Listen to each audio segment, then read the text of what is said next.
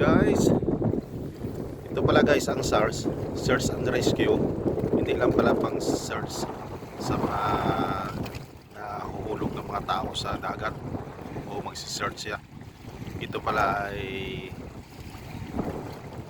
kiri niya na rin yung mag towing ng mga fishing vessel sa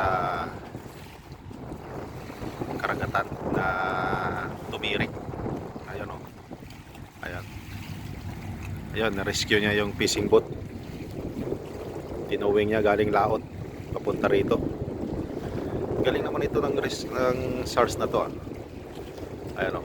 So, yun. Yun ang fishing boat na tinowing niya galing sa labas. Dinala niya rito sa loob ng harbor. Ayan. Ayun, i-rescue niya pa yung isa doon. No? Ayan. Kaya punta niya naman ulit. Tapos kikiligin niya padikit yan sa puerto mga guys, dahil nakaharang dyan sa gitna ng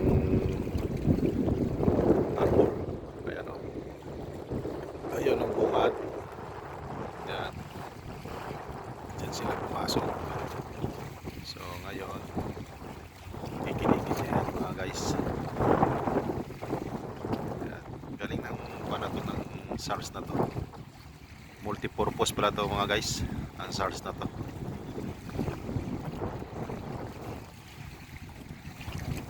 Ayan. Search and Rescue. Ayan siya. Hindi lang yung mga taong o mga naabutan ng mga sakuna sa karagatan ang nire-rescue niya, kundi pati yung mga small vessel na tumirik ay kaya niya rin i-rescue. Yun lang mga guys. Thank you very much and good morning. Ayan dito. Medyo okay naman dito sa puerto. Mahawad. Ayan o. Ayan. So, ayan.